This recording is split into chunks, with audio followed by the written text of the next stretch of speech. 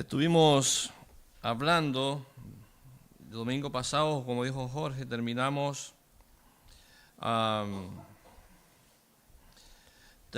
el libro de los jueces y hoy tenemos un lindo pasaje de manera libre. Vamos a hablar acerca de Efesios, porque terminamos hablando en el libro de los jueces de todo lo malo que había hecho Israel con el pecado que habían. Bueno, permítame un segundo que se me ha bloqueado el mensaje. No es lo mismo, se perdió. Ahí sí. Ok. Lo que había hecho el pueblo de Israel, sin Dios, sin contar con Dios, nos mostró la decadencia espiritual del hombre cuando deja a Dios de lado, cuando se olvida de Dios. Y esto me llevó a pensar en este pasaje de hoy, porque es un tema libre. No vamos a tener predicaciones libres hasta diciembre, todo lo que es diciembre, y ya a partir de enero, Dios mediante, vamos a empezar a hablar acerca del libro de Ruth en el Antiguo Testamento, y luego de Ruth vamos a hablar acerca y enseñar acerca del primer libro de Samuel.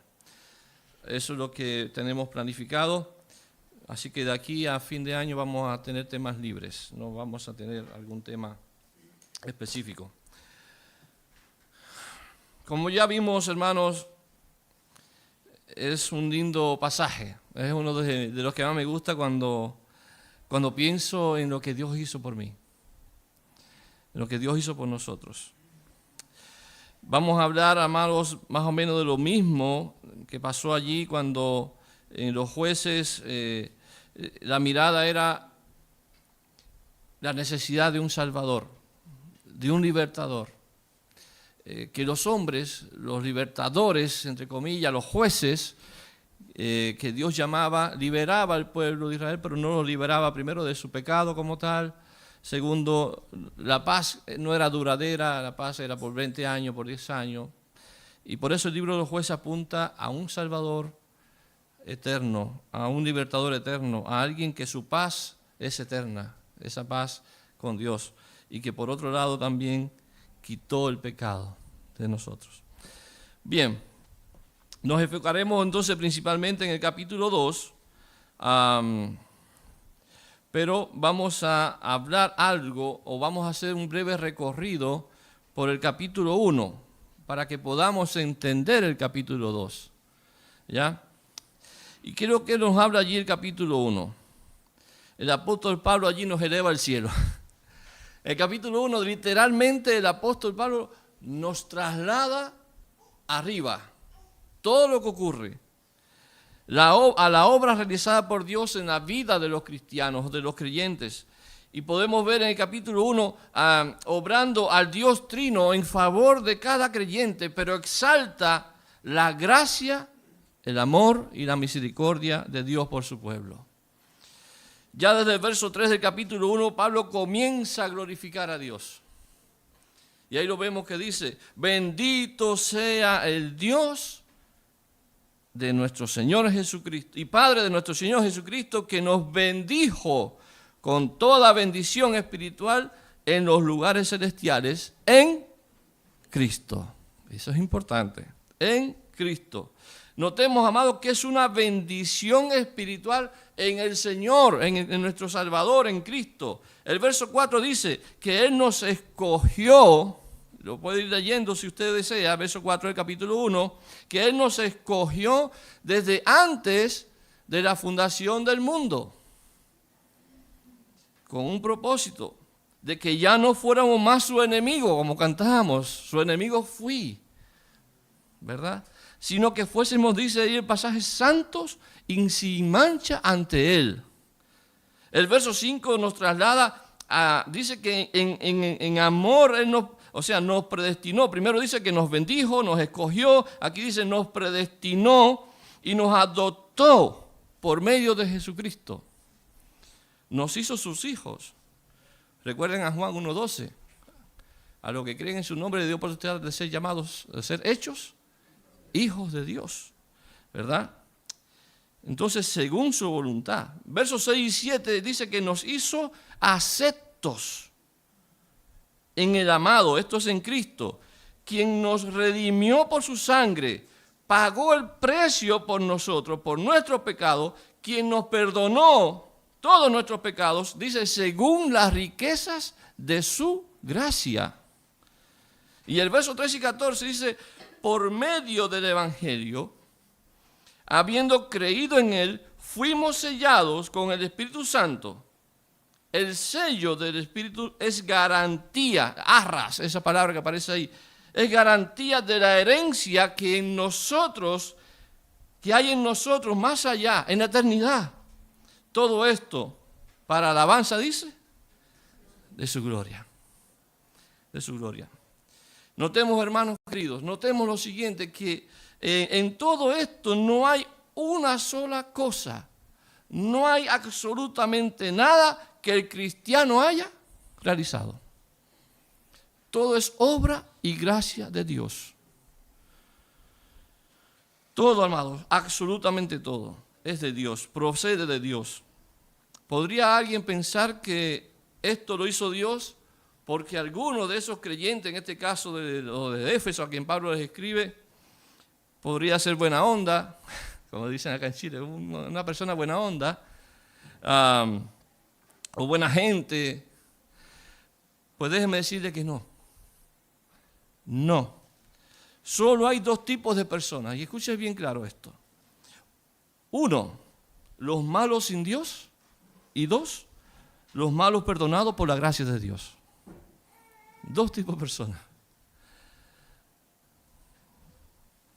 Ahora, para sumergirnos en el capítulo 2, podríamos hacernos una pregunta, la cual va a ser el primer punto del mensaje. El primer punto va a ser lo que éramos sin Cristo.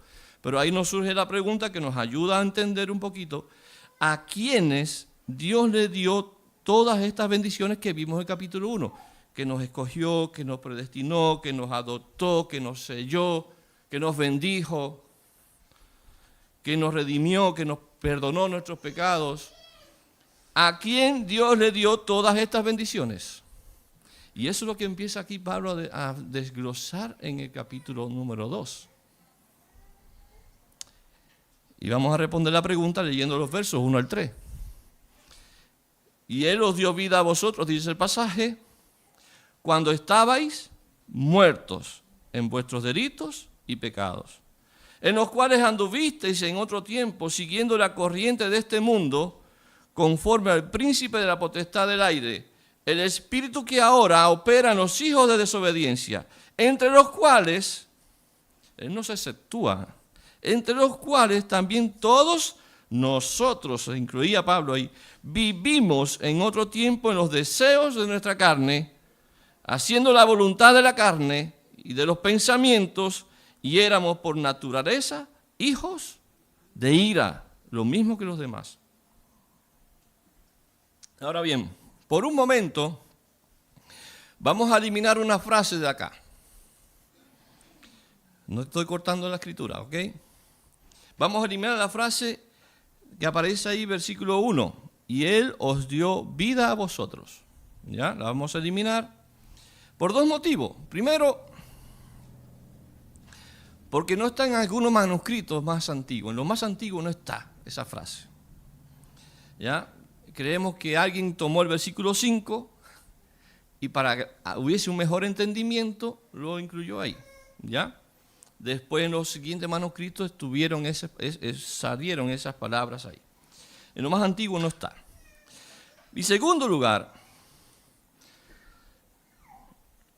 porque queremos responder directamente a la pregunta, ¿a quiénes Dios les dio todas esas bendiciones? Podemos ver entonces. Dice allí, si obviamos la primera parte y Él os dio vida a vosotros, podemos leer de esta manera. Cuando estabais muertos en vuestros delitos y pecados. Y ahí sigue leyendo, ¿ya? Cuando estabais muertos. La condición, amados hermanos, que aparece ahí es que estábamos muertos. Estábamos muertos. ¿Y qué puede hacer un muerto? ¿Qué puede hacer un muerto? ¿Alguien puede pensar qué puede hacer alguien que está muerto? Absolutamente nada. No solamente físicamente hablando. Cuando vemos a alguien que ya ha fallecido, ese alguien que ha fallecido ya no se puede hacer nada. Ya está muerto, está declarado muerto. No se puede mover, no puede decidir, no puede razonar, está muerto. ¿Por qué estábamos muertos? También podríamos preguntar. Porque dice ahí que estábamos nosotros muertos. La causa de que estábamos muertos es por nuestros delitos, dice, y pecados. Por nuestros delitos y pecados. Es sin duda alguna, amados hermanos, sin duda alguna, el pecado el causante de la muerte espiritual del hombre. Esa es la causa. Así lo dice Romanos 3:23. ¿Se acuerdan de ese pasaje? Romanos 3:23. Por cuanto todos pecaron, están destituidos de la gloria de Dios. Esto es todos. El pecado, amados, nos alejó de Dios y peor aún, por nuestra propia cuenta, no podríamos alcanzar nunca la gloria de Dios. Eso es lo que dice, eso es lo que significa esa palabra que dice, están destituidos. Significa que no podemos alcanzar a Dios. La palabra entonces más conocida para hablar de pecado en la Biblia, ¿saben cuál es? En el Nuevo Testamento al menos. Amartía o hamartía. Amartía. No sé cómo pronunciarlo en griego. Bueno, lo que significa esa palabra es errar al blanco, ¿verdad? Errar al blanco. Podemos ilustrarlo de esta manera. Una ilustración simple. Un arquero. Bueno, como estamos en Chile, tengo que decir que no es un arquero de fútbol. Es un arquero de arco y flecha. Un arquero. Un arco, o sea, un hombre que tiene un arco y una flecha, tiene un blanco a donde disparar su flecha, y por mucho que se esfuerza, por mucho que entrena, haciendo aún su mejor esfuerzo, por mucho que se prepara, siempre falla. Siempre falla. Nunca la chunta. Su flecha nunca va a alcanzar el blanco, siempre va a errar. Esa es la idea, amados, con la que podemos entender que por nuestro esfuerzo humano, ni con las mejores herramientas como el arco, la flecha, podríamos dar en el blanco, pensando en la vida espiritual o en nuestra relación con Dios. Dios está lejos para el hombre pecador, muy lejos. Entonces, esta era nuestra realidad. Sin Cristo. Así éramos, cuando aún la maravillosa gracia de Dios nos llegó por medio de la fe en Jesús. Así estábamos. Así éramos. Seguíamos, dice, la corriente del mundo. Éramos hijos de desobediencia, como sigue leyendo hoy los pasajes del 1 al 3. Éramos hijos de desobediencia. Vivíamos en los deseos de nuestra carne. Hacíamos la voluntad de nuestra carne y lo que pensamos, nuestro pensamiento, lo vimos con Sansón como un ejemplo a no imitar. Éramos hijos de ira, estábamos bajo la ira de Dios. Notemos, hermanos, que todo lo que hacíamos se relacionaba con nuestra carne. Y eso deja entrever que carecíamos de todo, de absolutamente todo bien espiritual. No teníamos nada, estábamos muertos. Este pasaje constituye, hermanos, una expresión muy, muy realista del hombre en su estado natural. O sea, el hombre depravado totalmente. Totalmente depravado. La total insuficiencia espiritual del hombre. Pablo aquí nos quiere transmitir una realidad espiritual antes de conocer a Cristo. dice que estábamos muertos. Podemos hacer una pregunta. ¿A cuántas personas? Escuche bien la pregunta para que reflexione ahí donde usted está.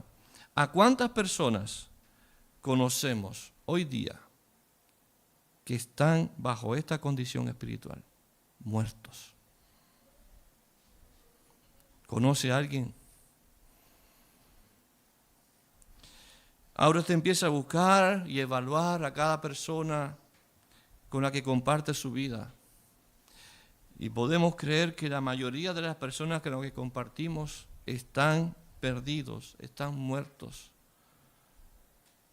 Esa es su condición. Es triste mencionarlo.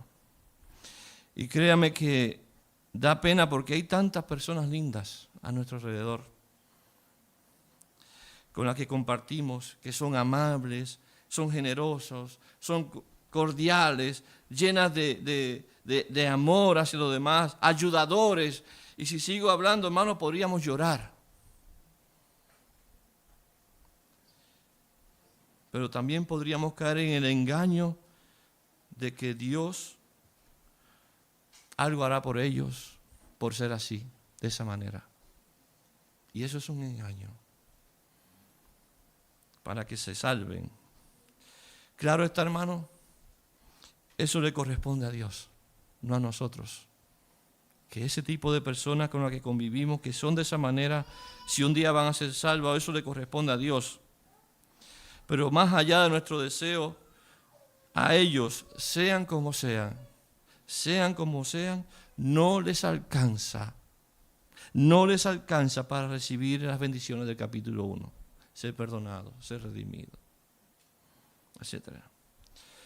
Por eso esto es un llamado, amados, a la iglesia a hablar de Jesús. Es un llamado a hablar de Cristo a esa persona que usted pensó, estando sentado ahí cuando yo pregunté. Porque creo que usted pensó en alguien. Tenemos que hablar. Tenemos que predicar su palabra. Porque mientras no tengan a Cristo, seguirán considerando la fe cristiana como locura. 1 Corintios capítulo 2. Miren lo que dice. Pero el hombre natural no percibe las cosas de ¿quién? Que son del Espíritu de Dios. Porque para él son locura. Y no las puede entender porque se han de discernir espiritualmente. No carnalmente. No razonablemente. Espiritualmente. ¿Notó eso, hermano? ¿Lo notó? El hombre sin Dios está muerto espiritualmente. El mismo apóstol Pablo en su carta a los Corintios dice también lo siguiente: porque los que son de la carne piensan en las cosas de la carne, pero los que son del Espíritu, o en Romanos, perdón, en las cosas del Espíritu. Porque el ocuparse de la carne es muerte, pero el ocuparse del Espíritu es vida y paz. Por cuanto los designios de la carne son enemistad contra Dios. No hay dos opciones, no hay una intermedia, hermanos. O eres amigo de Dios o eres enemigo de Dios. Aquí no vale el intermedio, no hay tibio acá. No hay grises en cuanto a la vida espiritual. O somos de Dios o somos enemigos de Dios. Por cuanto los designios de la carne son enemistad contra Dios, porque no se sujetan a la ley de Dios, ni tampoco pueden. Y los que viven según la carne no pueden agradar a Dios. ¿Está claro? Amados, pero tenemos esperanza. ¿Sí o no? Sí. Tenemos esperanza, porque la obra de Dios y todas esas bendiciones, amados hermanos, nos fueron dadas por Dios, aún estando nosotros muertos en nuestros delitos y pecados. Nos fueron dadas nos fueron regaladas. Está más que claro que el hombre no intervino. Usted y yo, esos hombres y mujeres de Éfeso, usted y yo y todas las generaciones de cristianos a través de la historia no intervinieron en absolutamente nada en su salvación. Todo fue obra de Dios. La bendición espiritual. Bien vimos el primer punto, que era entonces nuestra condición espiritual sin Cristo, ¿ya? Y allí respondimos a la pregunta: ¿a quiénes dio Dios todas estas bendiciones del capítulo 1? A hombres que estaban muertos en sus delitos y pecados, aún siendo como eran. En segundo lugar, vamos a ver lo que recibimos cuando conocimos a Cristo. Entonces, podemos decir que el segundo punto es lo que produjo nuestra salvación en Cristo. Versos 4 y 9. Pero Dios, que rico en misericordia, por su gran amor con que nos amó, aun estando nosotros muertos en pecados, aquí está, nos dio vida juntamente con Cristo. Por gracia sois salvos.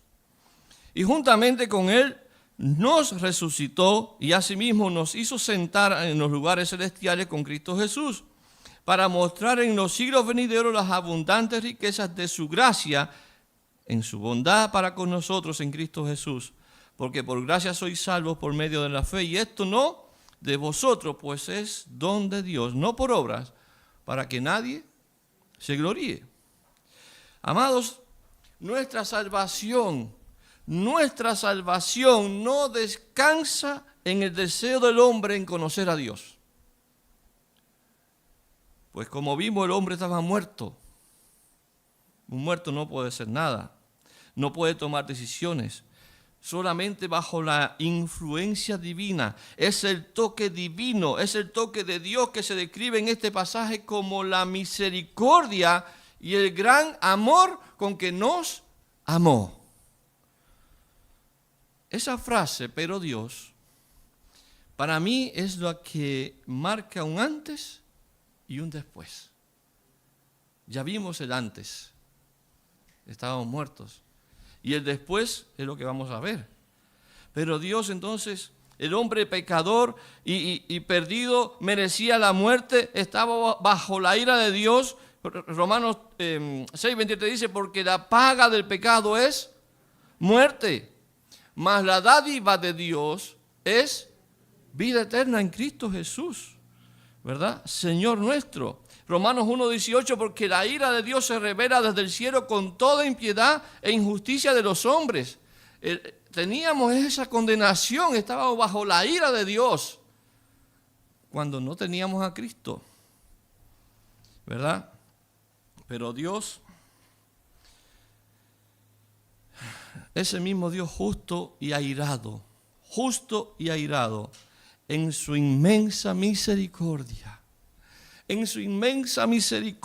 y en su gran amor con que nos amó, nos dice que nos dio vida. Y eso me trasladó así, ¡fuas! Me trasladó al base de los huesos secos, del valle de los huesos secos de Ezequiel. Solamente Dios puede salvar a un muerto, darle vida a un muerto. Solamente Dios, y no solamente me trasladó al valle de los huesos secos de allá de Ezequiel, sino también me trasladó a Lázaro. Un ejemplo práctico. Lázaro estaba aquí, muerto. Ya es día, decían sus hermanas. Lleva 4 días, creo que dice el pasaje. Ya está declarado muerto. Ya habían pasado los días suficientes para declararlo muerto. Cuando Jesús le dijo, yo soy la resurrección de la vida. El que cree en mí, aunque esté muerto, vivirá. Gloria al Señor. Gloria al Señor, hermanos. Ese mismo Dios airado nos dio vida. Qué lindo es, hermano. Yo lo pienso así. Yo merecía la muerte. Usted y yo merecíamos la muerte. Pero Dios, por su amor y su misericordia, me dio una salvación que yo no merecía. Usted y yo no la merecíamos, pero Él, ¿cómo explicar el amor de Dios? ¿Cómo explicar algo tan grande, tan extraordinario, que nosotros no podríamos entender su misericordia? Hay un cántico que me acordé ahora, que su misericordia es incomprensible, como para mí, dice. Yo no alcanzo a entender.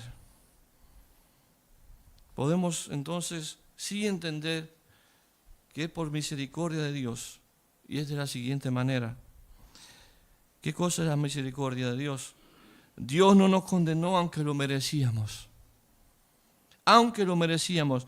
Todo lo contrario, nos amó por medio de la justicia de su Hijo, Jesucristo, la cual nos fue imputada y nos hizo justos ante Dios. De culpable fuimos declarados justos. Y quiero aclarar aquí algo. No somos justos, somos declarados justos por Jesucristo.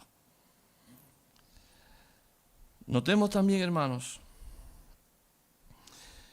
que toda obra de Dios en favor nuestro se sustenta en Cristo, no en otra cosa. Gracias a Cristo.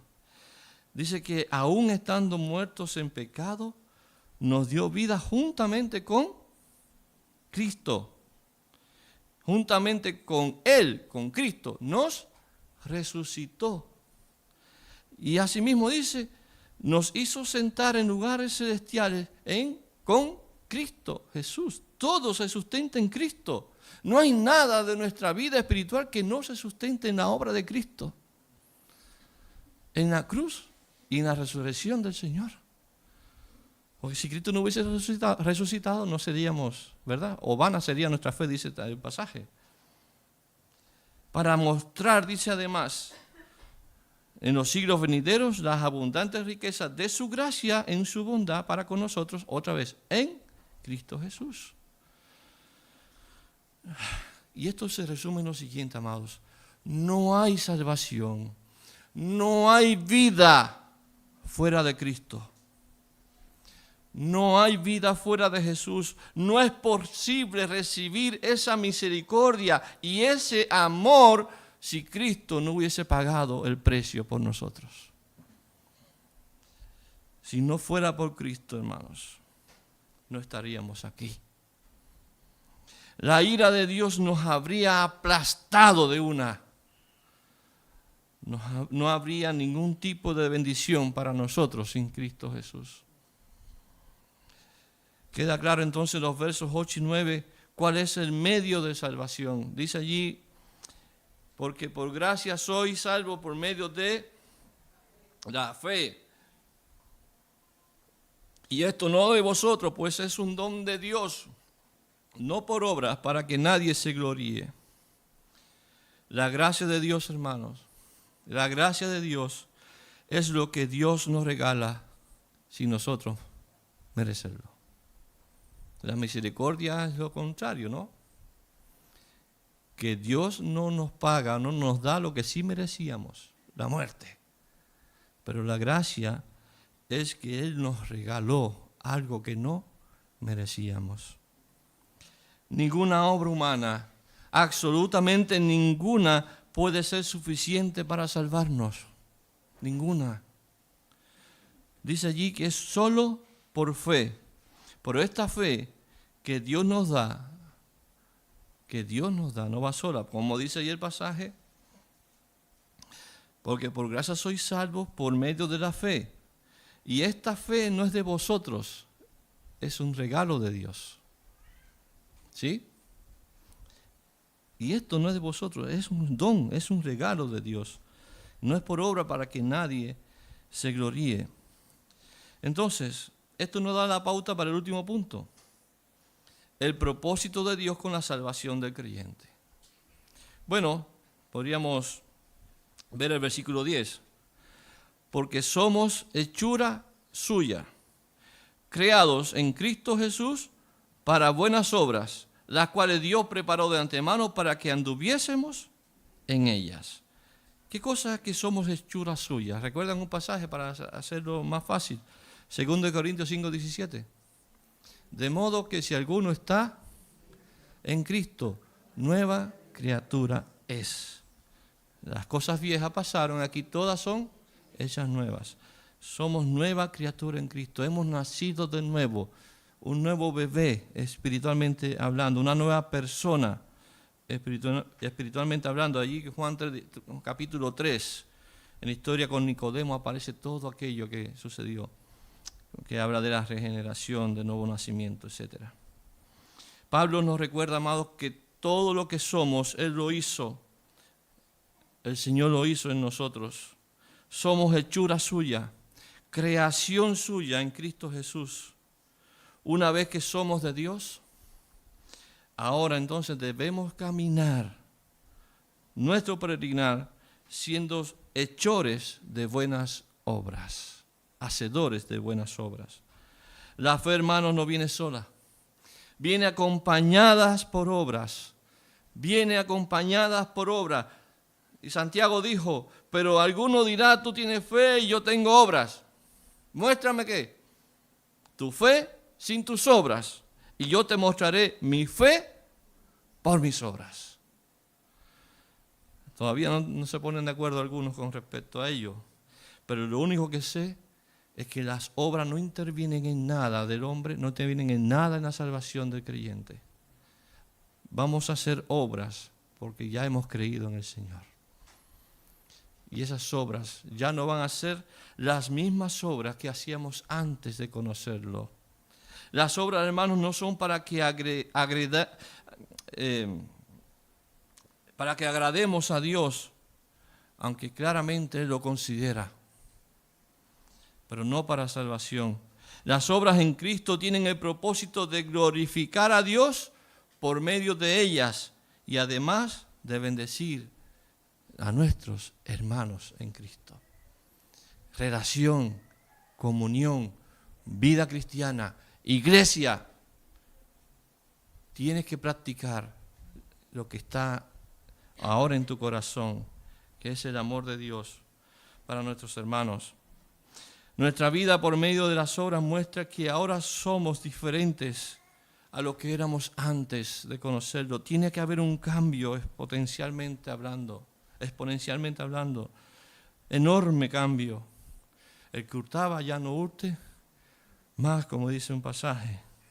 Estábamos muertos y nuestras obras eran malas, pero una vez que recibimos a Cristo, todo cambia. Todo cambia. Lo primero que cambia es nuestra condición ante Dios. De enemigo de Dios pasamos a ser hijos de Dios o amigos de Dios. Nos reconciliamos con Dios.